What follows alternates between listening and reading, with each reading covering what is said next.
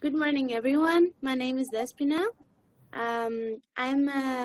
I've just graduated high school and I just entered the university.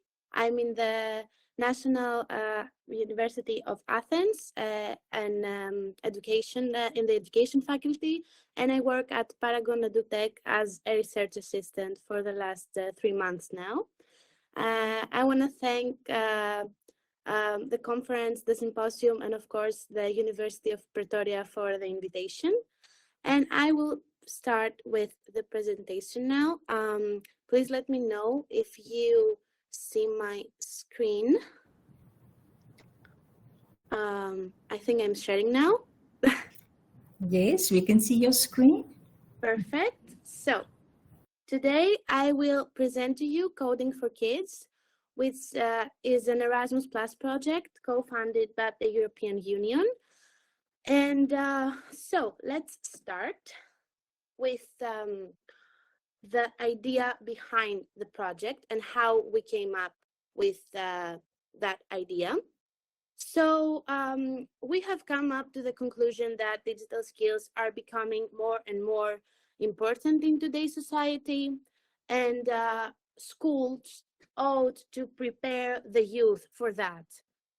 So we thought that it's time to pay more attention to being able to write a scripting language, such as a website or a program. So we thought that it's time to include the so-called coding lessons to the school curriculum. But why is it important to code nowadays?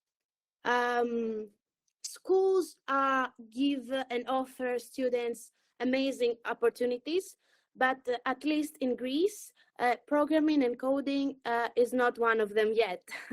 So we thought that it is important for it to start being part of the educational curriculum. Plus, programming is a future skill that promotes creativity.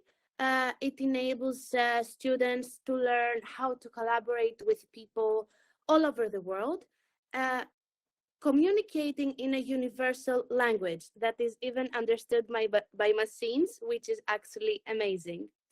Apart from that, we live in a tech-driven world. We live in the world of technology, and it is important to understand that coding in the future will be as essential and as important as the traditional subjects like math, like language, like English, like geography, like the lessons that we've been taught at school since we are very, very young. And that is because of the radical and the very fast innovation of technology nowadays. Apart from that, programming, if you think about it, is actually a language, a technological language that enables you to give and to take instructions. So it is a skill that can help students understand how everyday devices work and how everyday tasks can be fulfilled. Plus, it encourages students to create more and to consume less, or not to consume less actually, but to put it on a base that is equal. Creation and consumption are equal.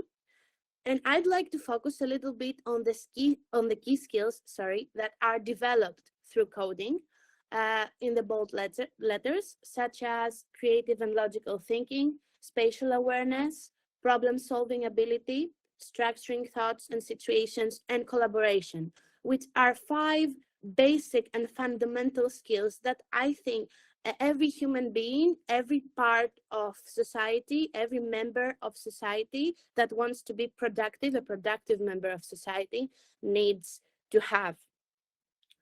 And last but not least, our goal in this project is not to create this amazing genius programmers that their brains are out of this world. We can also do that, but that is not our main goal.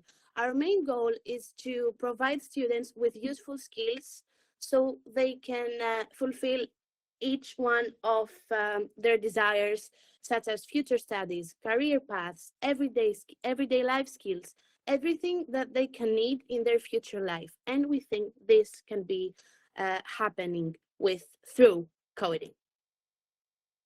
So I'd like to move on to our partners, to the introduction of our partners. We're a big consortium in this project. Our coordinator is Universitat Autónoma de Madrid. They are one of the biggest universities in Madrid, and they also are one of the biggest universities through Spain. Next, my organization, Paragon EduTech. I will briefly introduce us. We were established in February 2022, and we write proposals funded by the European Union as regards ICT, education, technology, communications, inclusivity, sustainability, etc. Then we have ProWork, our Netherlands partner. ProWork operates in sectors such as ICT, sustainability, environment, economy, healthcare technology, employment, internship, talent development, and unemployment and generation gaps. Then we have another Spanish partner, Hightech. It is a company with a big expertise in development of educational platforms for adults. There are our technological geniuses. And then we have Cardet, which is a partner from Cyprus. And this is a company with global expertise in adult education, language learning, digital skills, inclusion, and capacity building. So this is our consortium. And then I'd like to move on to the project objectives. Well, Coding for Kids aims to offer added value across Europe by teaching the basics of this programming language to bring countries closer together and work cooperatively with each other, not only within the consortium, of course, but also between the different target groups. So we have 4 main objectives. We want to make teaching in coding accessible to all teachers, even if they have no ICT or technical education. Then, one of our goals is to promote skills in children, such as creative and logical thinking, spatial insight, problem solving, collaboration, structuration of thinking situations, and completing everyday tasks. Then, we want to encourage learners to focus on the understanding and mastering of technologies and not to focus on just the passive use of them. And last but not least, we want to make children understand the digital world in which they live by learning how to program. Because as I've already mentioned before, we live in this tech-driven world with the radical innovation of technology, and the students need to be well prepared for that. So, apart from the objectives of the project, we also have project results. And our biggest result, which we are the most proud of, it's the development of this e-learning platform that I have the link right here. In this learning platform, I will stop sharing the presentation and I will take you to the website so you can see it clearly. So in this learning platform, you will find 3 available modules for ages to primary to secondary education. They are applicable to students from the primary school and the high schools, and even for vet education. And you can applicate the the methods of learning according to your liking, according to your students' age and level of coding experience. So here I am connected to the platform. How you connect is you go through the website, and on the upper space you see the e-learning. You go there and you choose to visit the platform, and you will be found in your space as you are connected. You need to create an account to do that, which is very easy. You just put your email, your username, and a personal password, and then you can see the courses. We have translated the courses to all of the partners' languages. So we have English, we have Spanish, we have Greek, and we also have Netherlands, Dutch. I will be showing you a little bit out of the English courses. So we have computer languages, new concepts, and learning how to automate. So for example, I choose computer language, and we can see here like all the modules, an introduction, teacher's essential guide, best programming language, a glossary about the computational language, which you can actually use in the games included to the module, such as glossaries, such as crosswords. It's very fun. Even for teachers, is actually very fun because it's a very different way of learning.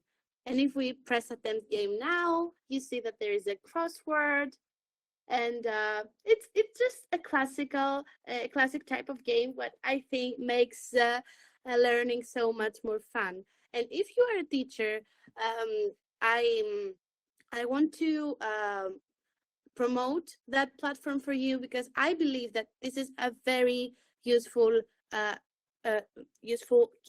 tool for your classroom. Even if you're not an ICT teacher and you're just a teacher and you want to use it with your students, I think it's very useful, very fun, and a very diverse and unique way of learning.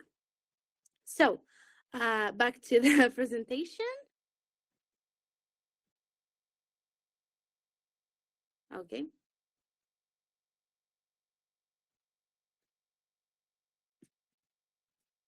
You can find us on social media, and I will give you a little bit of time if you want to scan the QR codes. This is the Paragon EduTech official LinkedIn profile, the one on the left. And I want you to scan this, because we have also, apart from coding, other amazing projects in a lot of sectors. I mean, environmental, technological, educational, whatever you desire, you can find it there. And of course, the Coding for Kids official Facebook page. Please like and follow us.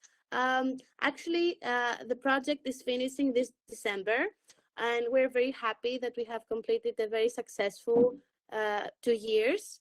That was pretty much it. Thank you so much for your time. And if you have any questions, I'll be very, very happy to answer. Thank you so much, Despina, for a very interesting presentation. I'm sure that there's going to be a lot of people that wants to ask you questions. So I don't know, is there anybody that wants to ask something? I see that everyone wants to know, to have your contact details, or actually the website's link. Any other questions that you have? I can put the website link in the chat if you want me, or I see that Nancy already did that. Okay. Yeah. Nancy already put it in. Thank you so much, Nancy. Okay, so I want to know, any questions from the floor?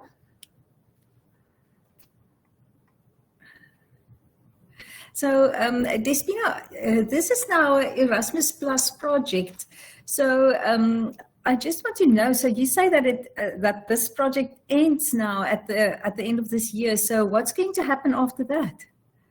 Well, what is basically happening is that our material is free for everyone. You can just visit the website and use the platform to your classroom. Nothing stops being shared. Yeah. Um, the reason why we have like 2 year, I say that the project ends is because our obligations and our responsibilities end. I mean, it's more of a practical stuff. We don't have anything else to develop. We have developed everything. So it's a readily available material for any teachers, for any students, for everyone. Okay, I see. So I see Nancy also says that the project results will be available for at least the next 5 years. Okay, and I see that Carla says you rock, and I have to agree. Thank you so much. Yes. So I just want to know, so is it possible, will the material be expanded as the AI develops quicker and there are more, resources available for using AI also in teaching children to code?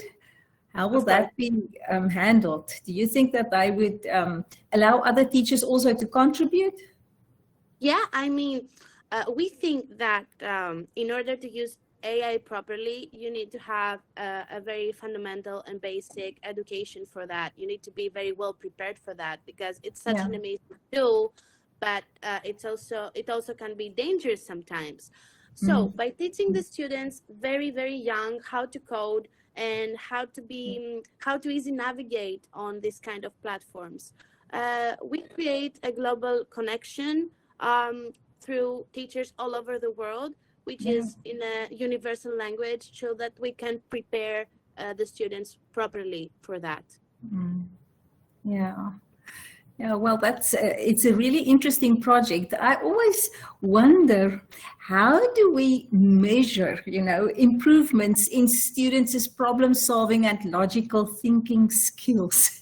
So, how did you go about to see the impact or the effect of this on the students? Okay, that's actually a pretty good question. We have developed pre and post questionnaires that the students and the teachers need to complete before and after using the platform. So it's a very traditional way of getting review. Yeah, so a pre-test and a post-test. Okay, that's great. Okay, so and then I just want to know, how can we actually encourage our educators to adopt more innovative and technology-driven approaches in their teaching practices? Do you have any suggestions for us? Well, as a recent student, I've been always feeling like my teachers at school weren't so interested in bringing the new innovative methods of teaching. For example, if you can imagine that in my school, we put interactive boards this year in its classroom. So I've been in secondary education for 6 years, and I haven't got the opportunity to even use an interactive board, which is something fundamental for a classroom. I think that now the teachers by themselves see that there is no there's no another way of making students interested in your class and making students participate, because now kids, if they're not interested in what you're saying, they're just not gonna pay attention. Yeah, no, that is so true. Thank you so much for a very insightful presentation. And I'm glad that I could have been part of this. And I wish you all of the best for your future work with this. And ladies and gentlemen, so that concludes our session number 2 for the day. So please click on the session links to see what is going to be presented now in Hall 1 and in Hall 2. And we look forward, Despina, to see your publications on the good work that you are doing together with Nancy. Thank you so much. This is a great wish, actually. Okay. All right. So thank you so much for your time. Ladies and gentlemen, we'll see you then in the next session. Thank you.